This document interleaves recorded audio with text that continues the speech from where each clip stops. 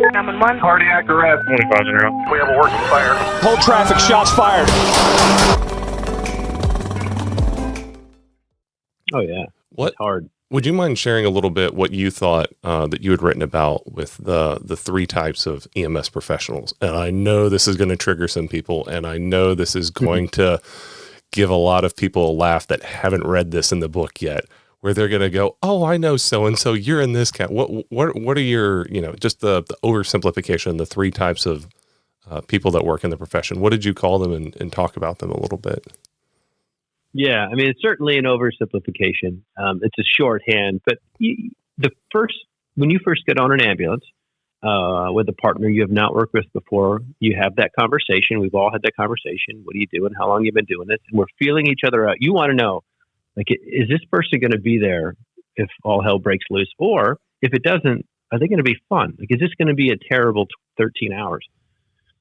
So I had them broken into three categories. One is the true believer, as you mentioned. And this is that person who watched Emergency as a kid. This is that person who has waited their entire life to be on an ambulance. That person who you see them out at a restaurant and they have on, EMS pants. They're wearing a duty belt. They have like a t-shirt, a normal person t-shirt tucked into their jeans with the duty belt and probably work boots. Like those EMS people who just live it, they breathe it, they love it, they cannot escape it, they don't want to escape it. Mm-hmm. They genuinely, if they could survive doing it for free, they would do it for free. Yep. Yeah. I mean, they just, every aspect of this job is just, it defines them, and they genuinely believe in what they're doing. The other end of that spectrum I refer to as killers, and these are those guys that, they get a refusal on everything. These are the people who are always looking for a reason not to work a code. The ones who, do the absolute bare minimum at all times, are always trying to slip someone on the bench. These are the people who will get you fired in a hurry if you're not careful. Mm-hmm. Because, when they're teching the call, it's so easy when, on a double medic truck, the other medics turn to tech and he says like, "Oh, I'm just going to put this one on the bench." It's so easy to, like, well, it's his call, but not really. It's not his call. It's everybody's call. And if that's not what the lawyers are going to say. Yeah, totally. Weren't you the senior medic, or didn't you object at all during this? And just imagine the jury's face is right there. Yeah, totally. Yeah, you're done right there. Like you do not come back from that. There's no way to say like, well, it was easy and he was in charge, so I just let him. He was healing, I was wheeling. That probably doesn't really get you through a jury. And, you got to be careful about, those are the ones that will overlook a trauma. I don't want to, this is back in the backboarding days. I don't want to backboard this guy. Let's just put him in. And it's, there's the car that hit the telephone pole and they're like, well, he's already walking. So, and then you come rolling into the ER and 20 minutes later, the guy's posturing and everybody wants to, look at the trip report and find out who brought them in. Those people are dangerous, and we all see them. Like you've worked with those guys, we have all worked with those guys. And it gets more challenging now that there's so many more basic or advanced EMT ambulances.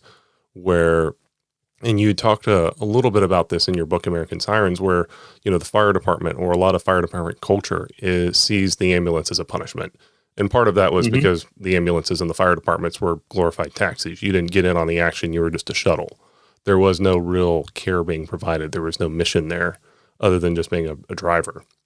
But with this, there's this challenge because there's often the question now of, well, is this something a paramedic needs to ride in or not on?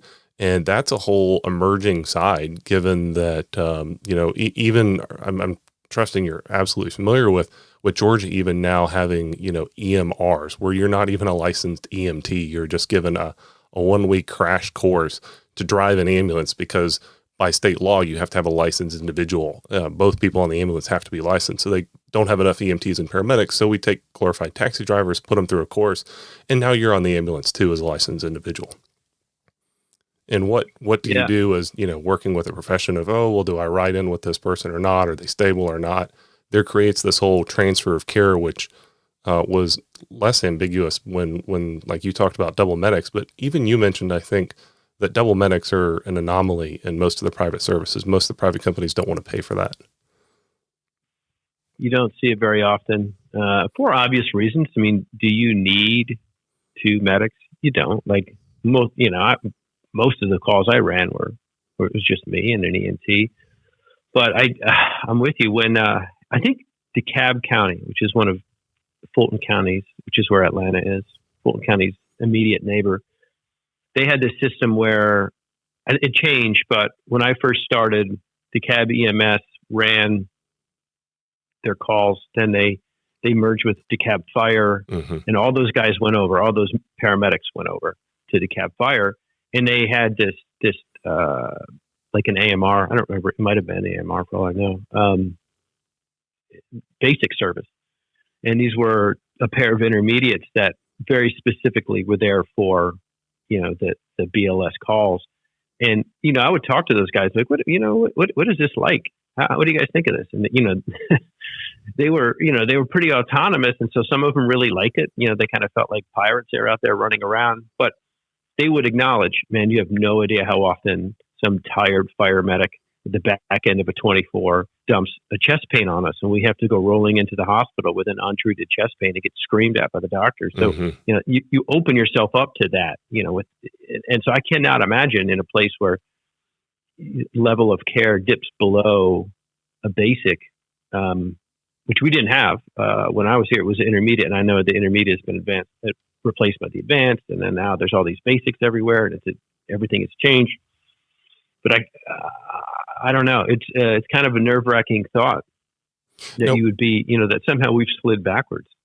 Now, what about what was this other third category that you called the people that work in EMS? That could fall into. You had the killers, the true believers, and what was the third category? Yeah, the third was tourists. And you also know these people. These are the ones who, how many guys are there that work, like at a landscaping business or something. They have some small company and they needed the benefits or the schedule. They got into this. Yeah. They needed something that would work, or that thought this would be intriguing.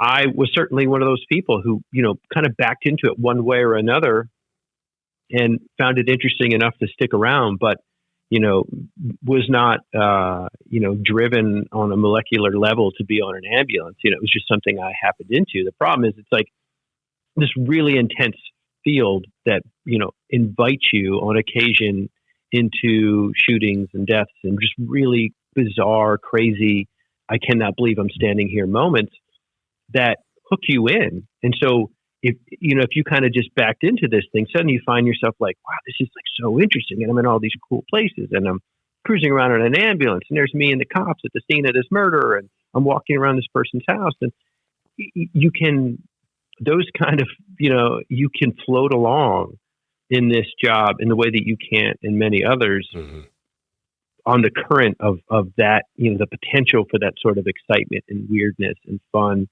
And to have your friends go, man, tell me something crazy that happened.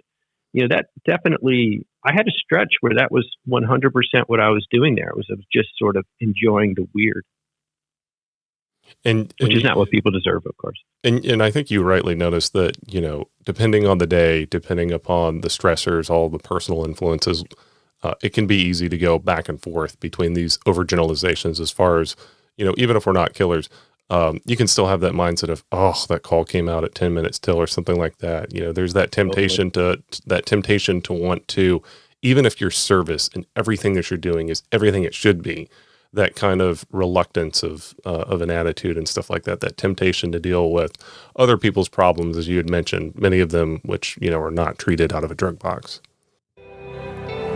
This is your host, Christopher. If you like today's episode, give us a thumbs up and subscribe. Also, click the bell for notifications on future content. If you haven't already, check out our website, theufcshow.com, ways that you can support us and find us on other platforms. Until next time.